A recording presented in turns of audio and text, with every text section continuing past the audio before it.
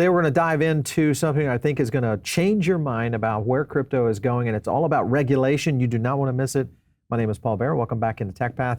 Let's break it down because there's a lot of things happening right now on Capitol Hill that is hugely affecting where crypto is going to be going maybe in the next 10 days. That's how close we are. And I think there's a lot of things that have been brewing. It's all starting to come to a head. I want to show you this first clip. Take a look. Our vote today is on a staff accounting bulletin issued by the SEC back in the spring of 2022. If the company safeguards crypto, there is a special risk that's not there with other kinds of property. In fact, there have been some pretty major crypto hacks in which assets just vanish. FTX, $600 million, poof. Binance, poof. Ronin Network, poof, poof. SAB 121 simply clarifies how companies should account for those risks in their financial disclosures. That's all it's doing. We should not be holding this vote. Democrats should stand against this effort to attack the SEC's authority. I urge my colleagues to oppose this bill. Okay, so she had a lot of things wrong there. Of course, the SAB 121 bill is what she's referencing, went through the House, now passed the Senate. The thing that is important is, remember that the proposal was that the SEC said, hey, if you're a bank, you can't hold crypto unless you match it one for one, which is ridiculous. And she was going in and saying, oh, this is all that it's doing, when in fact it wasn't all that it was doing. It was doing a whole lot more, and that was keeping the traditional banks out of it. Whether you like it or not, that was a very big misstep by Senator Warren. So much so that I want to go to this next clip. Listen in. Accounting guidance is not something that normally would catch the attention of Congress. It was published by the SEC staff without the approval of the majority of the commission. The safest place for digital assets is in a self-hosted wallet, but not everyone can custody their own digital assets, including institutional investors. Regardless of what each senator thinks about digital assets, they should want consumers and institutional investors to have the option of placing their assets in the safekeeping of prudentially regulated institutions. Staff Accounting Bulletin 121 prevents this. Banks would have to hold as much as $1 of capital for every dollar of customer assets. The Senate could have avoided this if SEC Chair Gary Gensler was willing to direct staff to revise Accounting Bulletin 121, but apparently Chairman Gensler would rather politicize accounting standards to achieve policy goals in the banking industry, an industry I'd like to remind him he does not regulate. Maybe it's because he's committed to an ill-informed and unworkable fight against the digital asset industry at any cost. SAB 121 does nothing to protect consumers, nothing to protect consumers. It hurts them. I hope that all of my colleagues will recognize this and join me in voting in support of House Joint Resolution 109. On this vote, the yeas are 60, the nays are 38. The resolution is adopted. There you go. When you look at the amount of digital asset movement that we're starting to see in the markets and the amount of interest by institutional capital, the key here is being able to store that. And she is right. For individuals, many people, whether you think in self-custody or not, the idea is eventually you're going to be wanting to put these in banks. And to do that, you'd have to have this, of course, overruled. So that is the thing that I think is important. There's Senator Lummis right there kind of going, hey, we're so back. So kind of tongue-in-cheek there, a little bit interesting into the DJing community. So this is another tweet right here. This comes from the Financial Services Committee. This act was not necessarily supposed to happen so quickly, or what we've been talking with several industry experts is they anticipated that it was not going to. Now it has actually been accelerated in a very big way for some interesting reasons. We'll get to that. So this is now going to most likely go to vote sometime next week. So this will be huge. This was, of course, coming in from Politico. Let me show you something here. Let me zoom in on this right here. The rift may grow further next week when the House reps take up sweeping industry-backed legislation to incorporate crypto trading to federal financial regulations. We know about that. Then you go further into it. Schumer, a Democrat, said in a statement that he supported the undoing the SEC guidance because the New York State regulators had already had strong laws on the books and they weren't consulted on the regulation. Another big hit to the SEC. Cory Booker comes in and says, I want to send a message. I'm frustrated because we haven't had a chance to debate any of the real crypto bills. That's starting to change. And then last up here, there's still some big names on the Democratic side who have not made their thoughts known. This came in from Wiley Nickel. Stephen Lynch also said, we plan to rally an opposition to the legislation on the floor next week. So it's still a fight, but I think it's one that's not necessarily going to win. I think we have started to see the shift. It is happening now, and it's happening a little bit before what many people thought would happen this year. And I think this is all because of the landscape that we're facing, which is a much more political one. Let's get into a clip here from Ron Hammond from the Blockchain Association. Listen in. Saying Joe Biden would veto this if it made it up to his desk. Was that Elizabeth Warren? Because it doesn't seem like that's Joe Biden. It probably came from Gensler. Obviously, if you're in the White House and the House of Representatives is voting against a rule against one of your agencies, the first thing you're going to do is you're going to ask the agency, why are they angry at you or angry at this rule? What is the reason and basis for why we need to defend you as an administration? And they will always defend their agency. And that means they have to have a 2/3 majority in Congress to override that veto.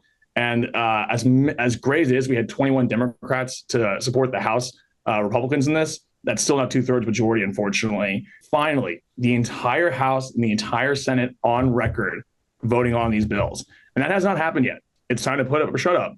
Are you going to be for a regulatory framework for regulating crypto and protecting consumers, or is the status quo good?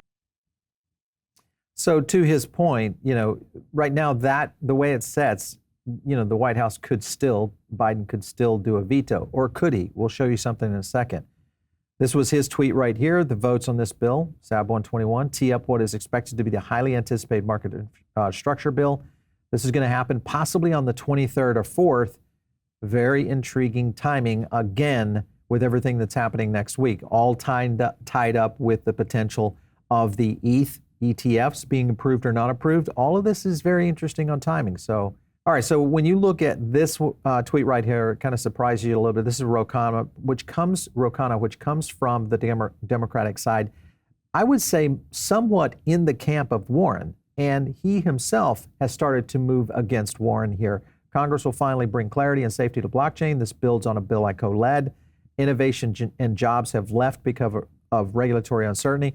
I'm going to support this bill. No poison pill amendments. This is important. I'm going to go to another tweet right here, and this is important right here because this is coming from the Digital Chamber of Commerce right here. We got 21 Democrats last week favor of the resolution.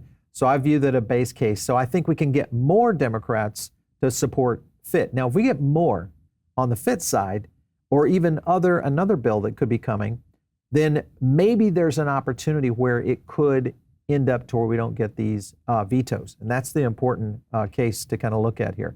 So it looks very promising right now that we're going to get some digital asset regulation. Here was another one. This is FIT21 Coalition support letter. I want to just show you kind of the list of the amount of companies that were involved in this. CoinFund Circle, Base, Dapper Labs, and so on, Electric Capital, Filecoin, Galaxy, so on.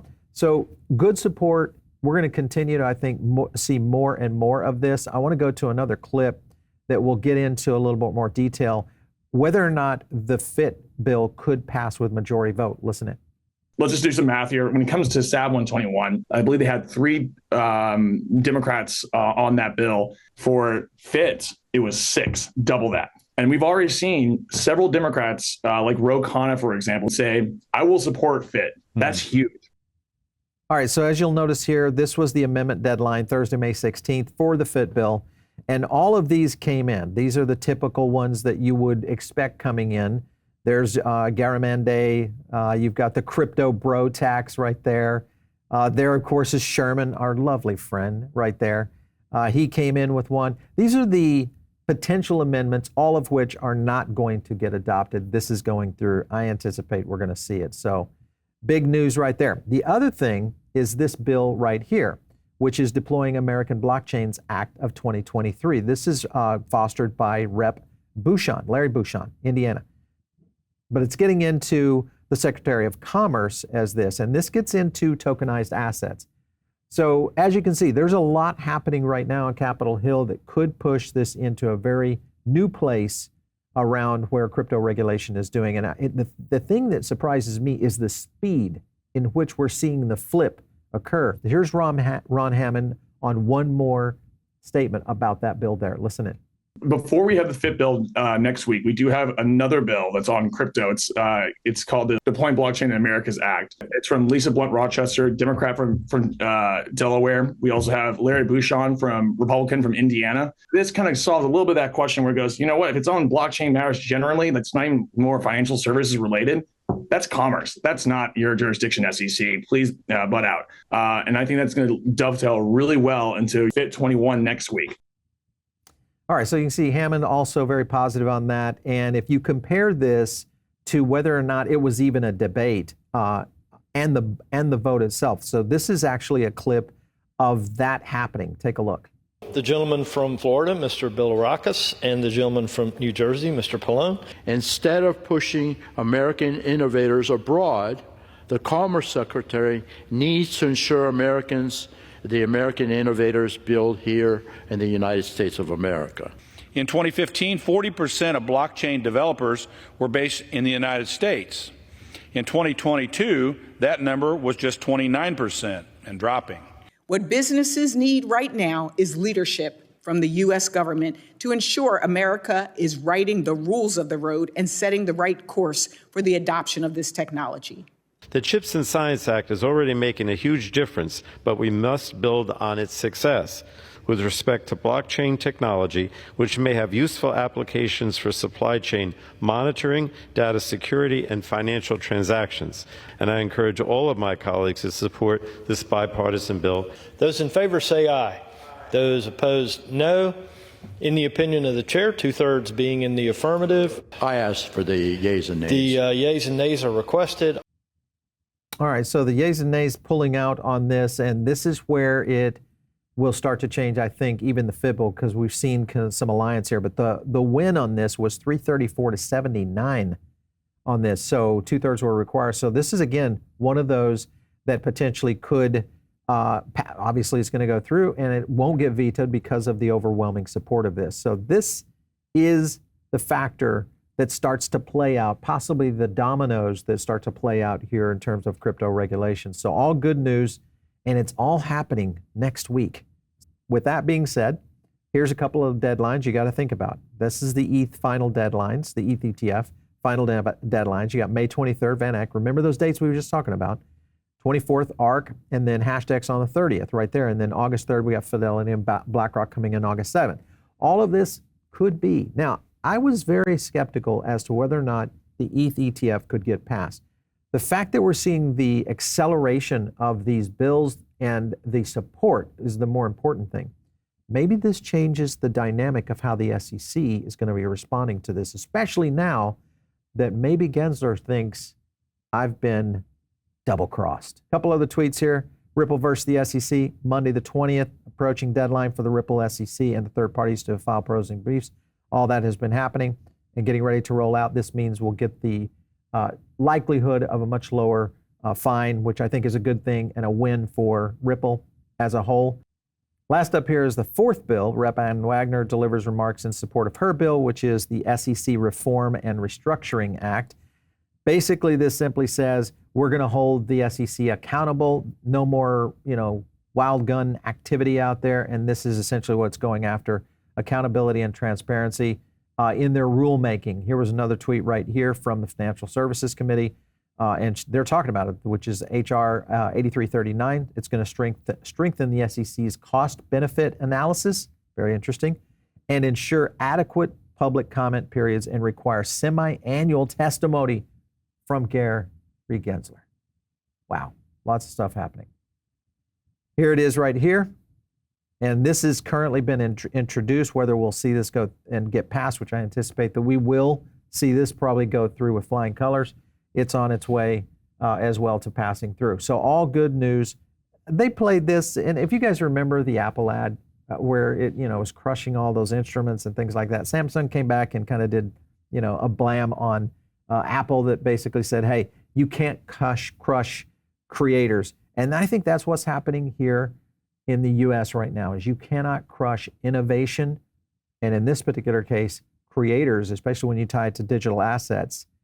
Maybe Capitol Hill has finally got the message. We'll see.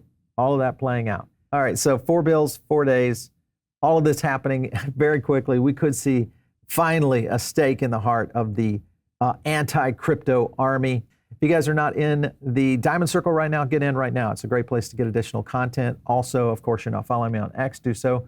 It's @Paul Barron. We'll catch you next time right here on Tech Bath.